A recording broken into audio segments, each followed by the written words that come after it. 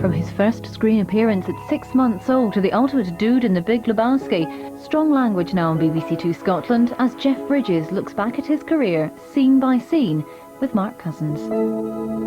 Something magical when a film goes through a projector, the beam of light. That's what Psycho was based on. This is a shot from Hitchcock. The camera always sees the truth. It's fantastic. I'm going to watch films from throughout your career.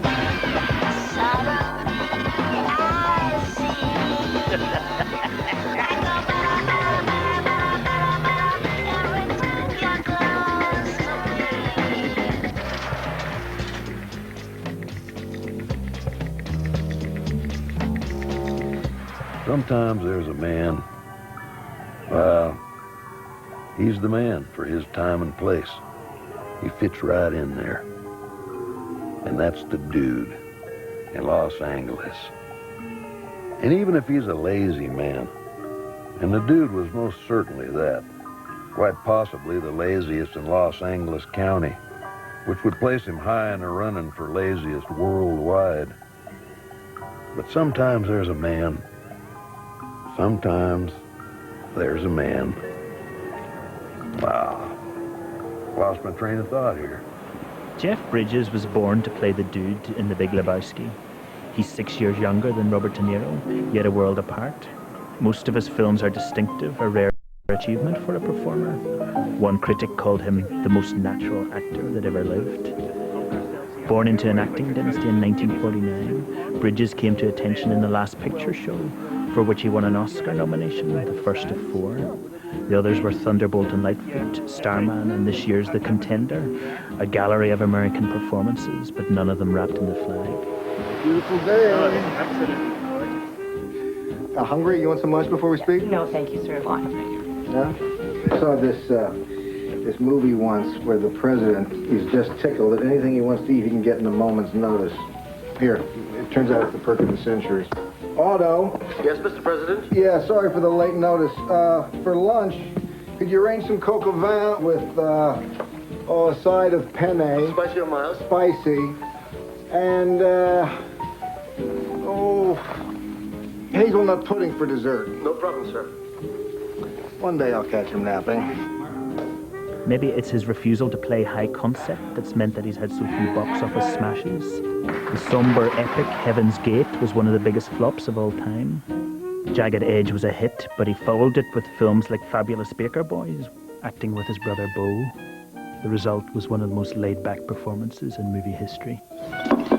This is just a wild stab, Frank. There's something bothering you.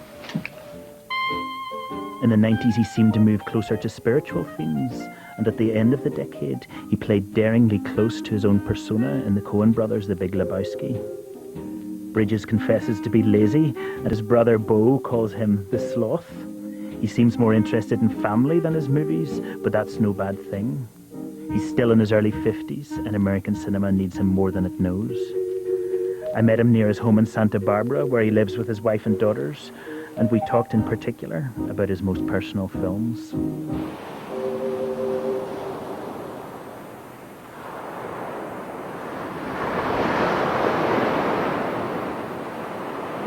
I'll tell you what happened is, what was it, about 6 or 7 years ago, we had that earthquake in L.A. Oh, yeah. And we literally got shook out of the place. I mean, it ruined our house, and so we ended up here. My wife and my 3 girls, my kids. It's only 100 miles north of L.A. Yeah. And you were brought up in L.A.? Yeah. How was that? That was a lot of fun. It was great. And lots of kids who come from movie families are a bit screwed up. And you don't seem to be like that.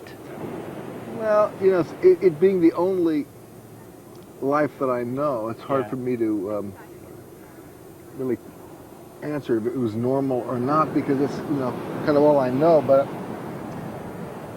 you know, I went through some time when I was growing up with,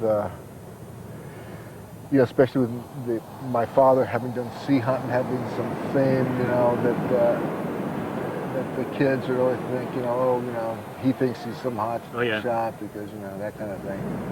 The pluses of having a father in the biz, you know, certainly outweighed the negatives on that. And there must have been a time where you thought, no way am I going into the biz. I don't know about no way. I have other interests, you know. I've been into music since I was a young kid, and into art, painting, and all those kinds of things. So I considered those, but it was really a matter of a shoemaker turning his kids on to how to make shoes. Oh, yeah. You know, and that's that kind of thing with my dad. Your mother sounds a funky woman. She wrote, I don't know if this is true, but I heard she wrote a country and western song called Take Your Love and Stuff It Up Your Heart. Is that true? Yeah. How demure My mother, Mrs. Bridges sounds. My mother, oh no, she's a character. She's What did you get from her? Irreverence or something? A little bit, yeah. One of her piece of advice that she always gives me is, you know, don't take it so seriously. I started my acting career at 6 months old, and my parents were friends with Louis Milestone. He was making a film called The Company She Keeps, and they had needed a little baby in the scene that Jane Greer was carrying in the scene, and they didn't have a baby, and my mother said, "Here, take mine." But then you sort of drifted into acting, didn't you, really? Yeah, I guess I kind of drifted into it. You know, my dad would take me to work when he was doing Sea Hunt. And then fast forward like 20 years to the beginning of the 70s, when you made the first film that you got an Oscar nomination for, Last Picture Show. Do you have a strong sense that the whole movie world of your father was changing to a new type of films? Yeah, there was a wonderful group by the name of BBS. Yeah, oh yes. And they produced Easy Rider, Yeah. 5 Easy Pieces, Last Picture Show. And they were a wonderful group of filmmakers, really.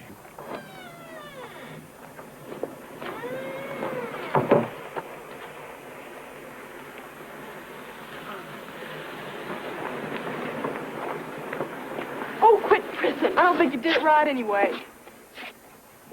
The Last Picture Show had huge impact, didn't it? Yeah. And it was directed by Peter Bogdanovich, of course, and some critics said that it was the most influential debut since Citizen Kane. It was a big break for me. The film was about that seedy underside of small-town southern life, wasn't it? And young people's desire to escape it. Hey, Dwayne. Hey, buddy. I didn't know you turned roughneck. It was all about where this fella, Larry McMurtry, grew up. And it was all based on living people. So when we were shooting there, it was a funny kind of combination of excitement from the locals, and also they're talking about us, you know, and so they were kind of uptight about that. But, you know, the guy I was playing would be walking across the street, you see, there's the real Dwayne right there, you know. So you used a lot of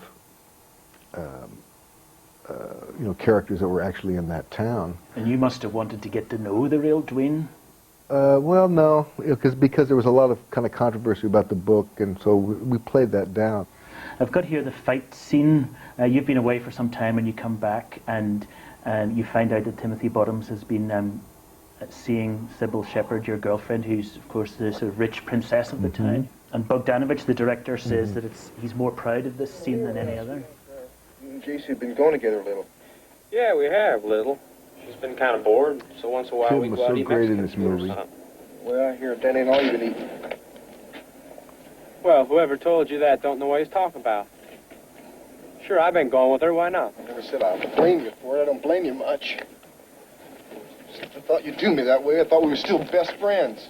Well, the only reason she went with you as long as she did was because you was in the backfield and I was in the goddamn line. What you talking about? Me and her was in love. Oh, you was. She liked me just as much as she ever liked you. That's a lie. I'll stay with her all night one of these nights, too. She done promised. You won't either. Yes, I will. Why shouldn't I? She done told me you couldn't even do it that time, Wichita Falls. What about that?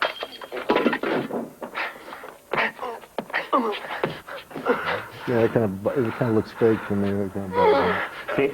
it looks fake. Yeah. Yeah, it's like old-timey. That's great. This movie, to me, is really kind of stands alone. There's no movie that it's like, and you know, no movie is like it. One question that comes up, I think, is Peter Bogdanovich, who wasn't liked very much. He was disliked by Surtees and other people, and he was quite an egotist, was he? He was a lover of film, you know, like Truffaut. He was, you know, right about film, and he took that path so he could talk to all his heroes like Orson Welles and, you know, all the great old directors. He interviewed them and asked them, you know, very technical questions often, and then he fancied himself right off the bat as a filmmaker, and so I think maybe some of that resentment between, and I'm putting, you know, this is just my take on it, between Surtees and Peter might have become this young whippersnapper and this, you know, seasoned veteran, and Peter has some definite ideas about how he wanted to do things and how he wanted to move the camera, and like part of it is, you know, shooting a master. A lot of, you know, the most traditional ways you shoot a master and then two-shot and close-up, and you do the kind of traditional things, and some filmmakers like Peter and there's a host of others don't shoot masters, but because they know how it's going to be edited, and they want to just, and there's only so much time, so they don't want to waste the time on doing the master. They want to just come in and, you know, make the shots of how it's going to be edited. And then before I forget, you know, we were talking about your great debut in the cinema. Mm-hmm. I've got it just here. We could have a look great. at it. Let's see. Look, now... What'll I do? Bobby, get down from there. Get down from there. That's my mother. Right. So my mother, see, now this is the first time I've seen this, ever seen this. Where's your mother? That was her voice that you just heard, and the woman that handed her the baby was my mother. And that was my, I noticed it. I met the baby. You just have not behaved for 1 minute here today. Yeah, that's my mom. Thank you. Look at her. Thank you. And that's my brother. That's Beau. Where's your dad? If your dad had been in there, it would have been great. perfect. That's the first time thank you for that. That's the first time I've seen that. That's wonderful. Just heard the stories. Anyway, back to your adult movies. You worked twice with one of the most notorious directors in modern cinema, Michael Cimino, and we'll go on to talk about Heaven's Gate in a minute, but first, Thunderbolt and Lightfoot with Clint Eastwood.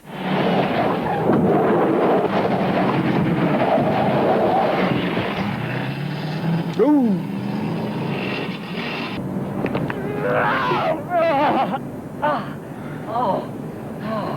I thought you were the Heat. Do I look like Heat? You look like one crazy son of a bitch for a preacher, I'll tell you that. Which way we headed? Please. All right, which way you headed? South. South's all right with me. You must like my driving. Oh, I love it. Ever thought of doing it professionally? What? Driving. Why? You got blue eyes. All great race champions have blue eyes, that's a fact. Well, preachers drink like fish, that's another fact. What's your name, boy? Lightfoot. Often after a take, I would go up to Cimino and say, Mike, do you think I could do one more? I think I got an idea and I could make it better. And he said, well, I'll have to ask the boss. You know, I said, well, okay. And he would go over and ask Clint, you know, can the kid have another one? Give the kid another one. And he would always give me another one, so I appreciate that. I remember trying to talk Cimino out of hiring me. And I find myself doing that often, especially if I kind of like the script, you know, and I say, I don't know why you want me to play this guy. I don't feel anything like this guy. And, you know, it's a pretty nice story you got going here. I don't want to screw it up. You sure you want to hire me? And he goes, yeah. That sounds as if you're not confident of your own talents. That's probably accurate. You know, usually you know, my MO is kind of, I'm attracted to things that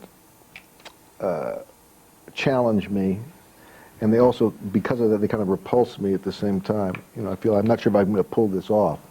If that's the case, then does that mean you're often nervous during filming or before filming? Yeah.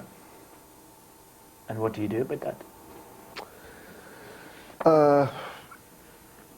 Well, over the years, I've learned to kind of make friends with my fear, that doesn't go away, that's always with you. A big turning point was The Iceman Cometh. And most of my scenes were with Robert Ryan, who I was a big fan of. And we were doing a scene, and it was across the table like we're sitting here, and there was a table, and he had his hands on the table. And we hear, okay, we're ready to go, guys. And we say, okay. And he takes his hand away, and there's a big puddle of sweat on the table. And I said to him, "Guy, Bob, you're nervous, you're scared." And he said, "Oh yeah, I'd really be scared if I wasn't scared. You know, it's okay, you know." And I took that to heart, and I thought, yeah, that's right. Even this old seasoned pro who's been doing it for so long is nervous and is concerned about pulling it off, and that's always going to be with me, I guess. So I better get used to it, and you know, as the old saying goes, try to use it, you know. What's very interesting, though, is Robert Ryan, you think of him as Mr. Laid Back, and you, one critic said Jeff Bridges is the most naturalistic actor there's ever been, and yet if you and he are both somewhat anxious about performing, why does that anxiety not show? Well, the key word is act. You're acting, pretending, you know. So you're pretending. It's hard to hide anxiety. Yeah. Sometimes. That's why they pay yeah, you. that's it. That's it. So you did Thunderbolt and Lightfoot, Cimino's first film as a director, and 6 years later you worked with him again on Heaven's Gate, which was an extraordinary film. And it took over a year to make, and they bought part of a mountain range at one point and built a town in exact detail, apparently, and put a whole irrigation system in a valley. Yeah. Now, how different did Cimino seem to you? He'd had this success with The Deer Hunter, and apparently he bought a Rolls Royce and was living in Beverly Hills. Well, you know, the industry was saying, well, what do you want? Anything you want, we'll give it to you. And he said, well, I've got an idea. This is like an epic Western, and it was a wonderful story. I remember when I first read the script, how much I liked it, and how I really thought the arc of the main character, Christopherson's character, it's almost like the birth of a cynic, and what that costs you when that happens to you. And you play a saloon owner caught up in the middle of a cattle rancher's plot to murder the local immigrants. Association's declared war, JB. They want to get rid of all this. $50 for every citizen on the list, shot or hung. Tell me when you want to get serious. I am serious. There's 125 names on a death list. When Mike came to me with this film, he had a couple of different people he was considering me for, and he said, there's this one guy, and he described this character that I play, and I said, gee, that reminds me of a relative of mine. He was from Arkansas, and he kind of followed the gold rush all the way up to Alaska, and he would bring his family along, but he would get in what they called the black dog, a terrible depression. So Mike's eyes lit up, and he said, what's the guy's name again? I said, John Bridges, and he called up the set designer, and he said, change all the names in the sound, it's John Bridges. So I'm playing actually my relative in this film, or, you know, based on that, and I use in the bar, the dressing is all these old pictures of my relatives who look like my dad on acid or something. That's very straight with his long beard and his very intense stares.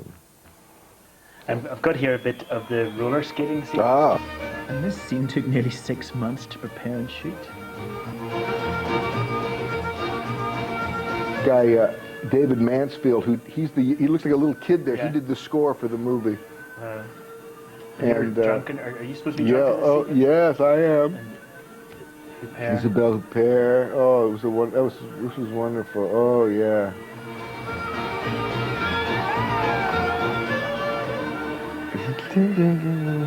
This is wonderful. One of the things that Michael did, because we had a long rehearsal period, was we all had to learn how to roller skate. So every day, if you weren't working, you would go to what we fondly called Camp Cimino, and you would rehearse and practice all the things you had to do in the movie. Like I had to go to a cockfighting class. I had to learn Yugoslavic, language, and how to, roller skate. And they really had these kind of things in those days. The guys would come in from punching cattle, and they just scrape the shit off their shoes, put on these skates, and get drunk and go to town. Can you imagine? Oh, wow. Christopherson had all the members of his band were playing here, so we had great jam sessions, after work, and when you had some time off, all the guys who weren't acting, were just jamming all the time. We'd all be in costumes and be assembled, and the feeling was, well, we'll show up, we'll do a few, as many takes as we feel like. If we like it, great. If we don't, no pressure, we'll just come back again. When does it, as an actor, it was frustrating to know when it counts. Yeah. When does this performance count? Because the takes, we do, 40, 60 takes sometimes. One scene I remember, there were quite a few dangerous scenes. One that comes to mind was the attack of all the immigrants on the gunmen, and there's two circles are formed. One goes this way, and another one goes like this way. It's circles, and there's just shooting, and we're doing it at top speed. And I remember every time we recock the scene, we'd be there on my horse, and I'd say, "God, get us through this," Yeah.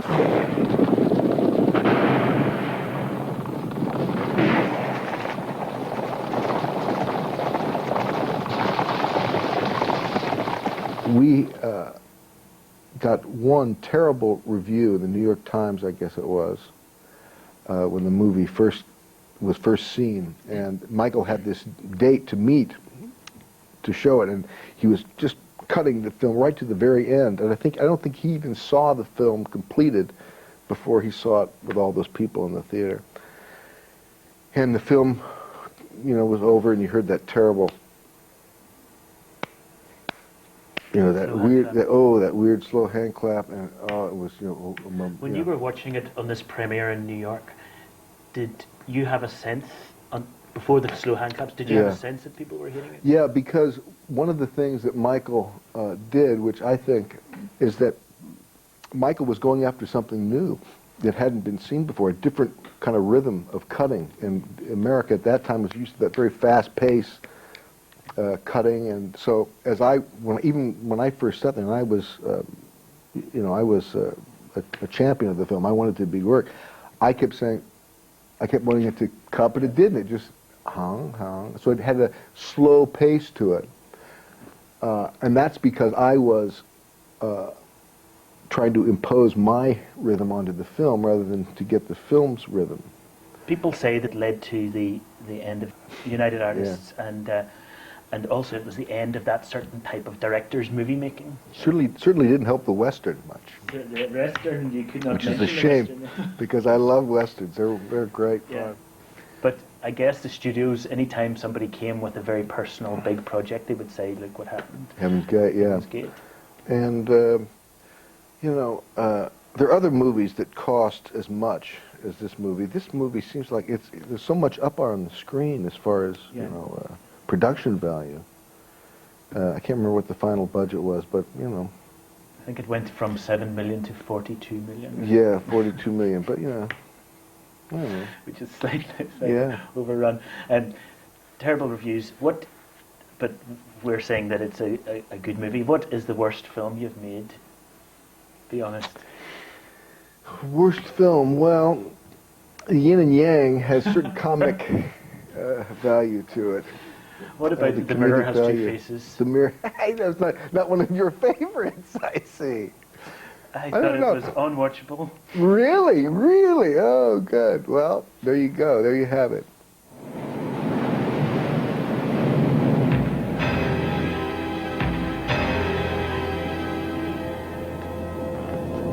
In 1985, I think you made one of your biggest successes, Jagged Edge. Very different from what we've seen you do before, isn't it? Where you play a guy with $1 million image, a newspaper editor. Yeah. And the film starts with a very bloody murder of your wife in the movie, and you know, the bitch has written her blood.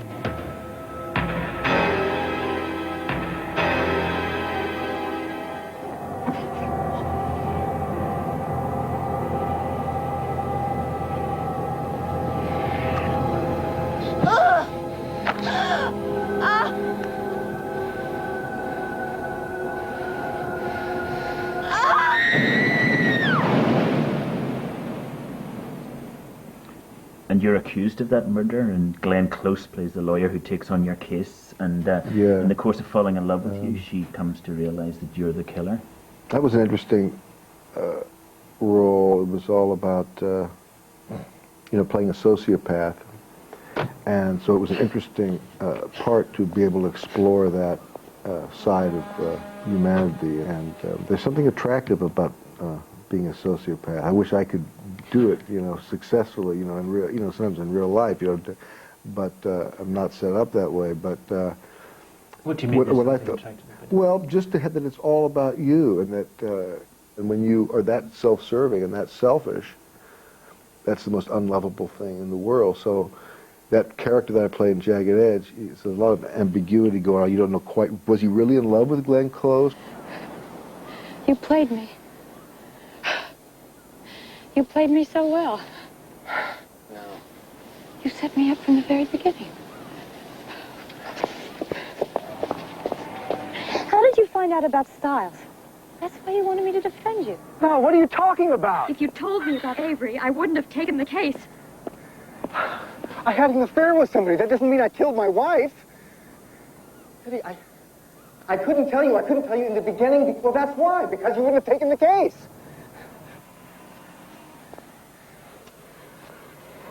I don't believe you. And after the success of a film like this, did you think to yourself that you could stick with doing more mainstream, more glamorous parts like this, you know, or did you still want to play a range of characters? I always want to play, you know, a range of characters. You know, what I'm attracted to, I'm also kind of repelled by, you know, repulsed by, or, you know, because I know the work it's going to entail, and do I really want to put myself through it? So I spend most of my time trying not to do things. Did you try hard not to do Fabulous Baker Boys? No, that was one of the rare. Every once in a while, you'll read a script that pops. It just goes, you know. And that was certainly one of them. That was this young guy, you know, Steve Clovis. He wrote it when he was like 21 or 22. It's such a mature piece of work. And you and your brother Beau play a pair of small-time lounge musicians whose careers are revitalized when they hire a no-nonsense singer played by Michelle Pfeiffer. It was like a dream come true, working with Beau, Michelle, doing music, which I'm interested in. You know, all that stuff clicked. You know, part of the, you know, the fear was, I hope I don't screw it up. I like this thing. I hope I can pull this off. You know. She was great in this, wasn't she? Wasn't she? Hmm.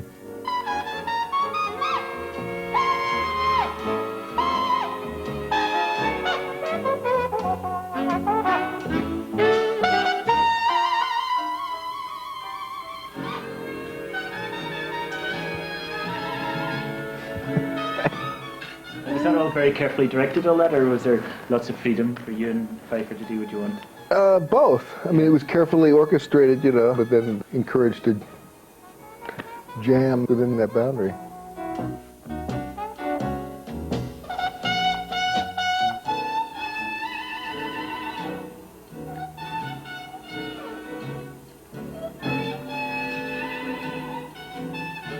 It's like a silent movie, huh? Isn't it? Yeah.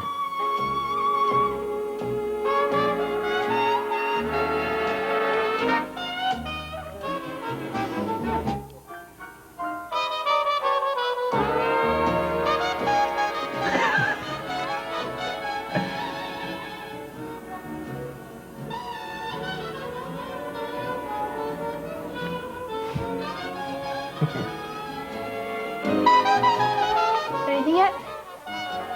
No, Pete. Okay, well, I'm gonna take a bath.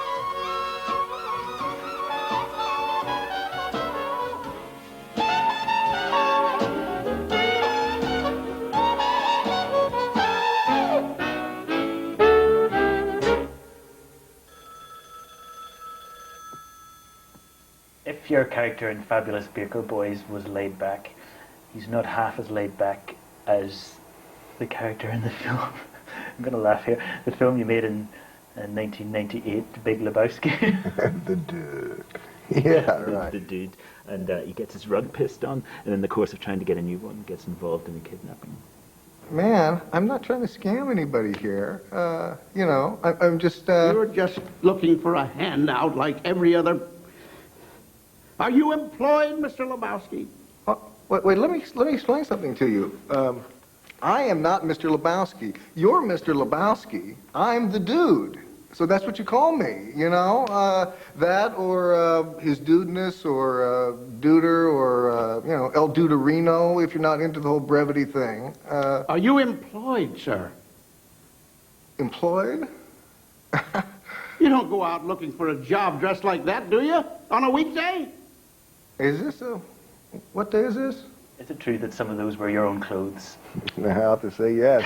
I'd say about, you know, 50, at least 50%, at least 50%. What, the baggy shorts or the big... Not the baggy shorts, but my jellies, my those jelly shoes, you know, the shoes, those plastic shoes, the T-shirts, yeah. Hey, limo, you son of a bitch, no argument. Hey, careful, man. There's a beverage here, huh? Start talking and talk fast, you lousy bum. The Coen brothers were thinking of you when they were writing that part. Mm-hmm. And when you heard that, did you want to get your lawyers on them? No, I was flattered. They came years before that I read the script. They can't remember where I met them. I said, "Hey, we're writing something for you." And I said, "Oh, great," because you know I'm a big admirer of their work. And then I got it, and I said, "Gee, you know, you guys must have." Do you go to some of the parties that I went to, or somewhere? Did you know, where did you get this stuff? So it was a surprise. Oh, fuck it. Oh, fuck it. Yes, that's your answer. That's your answer to everything. Tattoo it on your forehead. Your revolution is over, Mr. Lebowski. Condolences. The bums will always lose. Do you hear me, Lebowski? The bums will always lose. How was your meeting, Mr. Lebowski? Okay. The old man told me to take any rug in the house. That was a ball, man. Oh, this is my dream sequence, huh? I pushed my soul deep down. Yeah. I watched myself crawling as I was crawling in. I got up so tight I couldn't unwind. I saw so much, I broke my mind. I just tried to see what condition my condition was in. Now tell me you were on something when you were doing that dance. No, nothing. I was pure the whole film. In this shot that's coming up here where all the girls line up and I sail between their legs. Yeah. And I said, oh my God. And so to break the ice, I brought out my wide Lux camera. And I said, oh, photo opportunity, girls. And I cocked like this. And I'd lie down and look at their legs. And they'd say, yes, dude, by all means. And they kind of have it. And I said, that's strange. I lied down on this little skateboard thing they had rigged for me. And I cocked my camera and I said, oh, I'm going to do this. This would be an interesting shot. And I start to sail down. And first girl, I look up her dress, and I see this ornate patch of pubic hair, just like a ruffling out of her dance gown or something. I say, my God. And as I'm being pulled down, each one has more and more hair. I look like a gorilla woman or something. And I take my shot, and what they had done is shove a bunch of crepe hair in their dance thing. So that they wanted that Popeye reaction. So they got it. That was good. Oh, gosh. And then Joel Coen says that he gave you some very, very heavy direction. You would come up to him and say, tell me, has the dude burned one before he got to this scene? Yeah, right. And they would go, yeah, so you go away and rub your eyes. That's right. That is the oldest trick in the complex book. Theoretical direction, that's isn't right. it? Why is it a sort of cult film, do you think? Well, I guess it's a cult. It's kind of a surprise to me. Now, see, I don't know, my taste must run different than the general public, because I thought when I saw that movie and when we were making it, I said, this is going to be a big hit. This is funny, man. Yeah, it is funny. And it didn't do very well here in the States. I think it was a bigger hit in Europe. You know, often when I'm, you know, I'll be watching the tube and I'll say, oh, a movie, Mike, and then I'll watch maybe 5 or 6 minutes and I'll turn it off. But when Lebowski comes on, I get hooked. Yeah. I gotta see, you know, wait for, you know, Turturro, you know, to, you know, yeah, don't fuck with Jesus, you know. All those, he's got some great, like, all the lines, it's just one right after the other. And the Coen brothers films, do you think they'll be remembered? Oh yeah, I think so. I mean, I think they're masters. They're some of the best filmmakers we have. And some people say that Coen brothers films are just, you know, constantly dynamic and exciting, but that the problem is that the third act, it doesn't cohere. What do you think of that criticism? The thing I like about that movie, that a lot of comedies of that ilk kind of don't have, is that has really heart and soul, you know. But maybe that's the charm of it. It's like, I guess it's like art, you know. It's like, you know, what is, you know, you look at a painting, you know, water lilies, you know, or something like that. You say, what does that mean? You know, I don't know what it means, but it makes me feel, and you know. So when you look back in your career and you've made these, you've had a whole sort of gallery of sort of very, I must say, rather dignified men, rather laid-back men. Dignified, the dude would appreciate that. Dignified, he's a very dignified guy. That's right. Because all he cares about is that carpet, isn't it? And quite right, you know, because he cared that carpet, it went with the room, didn't it? Yeah, it pulled it together. But here's the question, do you not regret that there aren't many Jagged Edge type big box office smashes in there? Well, a little bit maybe. I don't know, there's upsides and downsides to it, you know. Back in the 70s, and I'm not sure when it happened, but there was a middle range movie as far as economically, you know, how much they cost, how much the films cost. And that middle ground is that kind of film is not being made anymore. And that was the sort of my realm. That's I made a lot of movies in that realm. It'd be wonderful to have, you know, more people see the work, because it's just, you know, it's cool to, you know, to get the work out there and have people see it. But looking back on my career, I'm really glad how it worked out. I've worked with some great people, you know, made, you know, stories and films that I enjoy, you know. And you know, it's funny when they come out. Usually, I'll be working on another film, and so when it, you know, it comes out, I think, God, I didn't do, you know, like with Lebowski. I'll be a little disappointed, you know. So, God, I should have done better, but I'm on to something else. All my creative energy is involved with something else. Jeff Bridges, thank you very much. Nice talking with you. Thank you, Mike.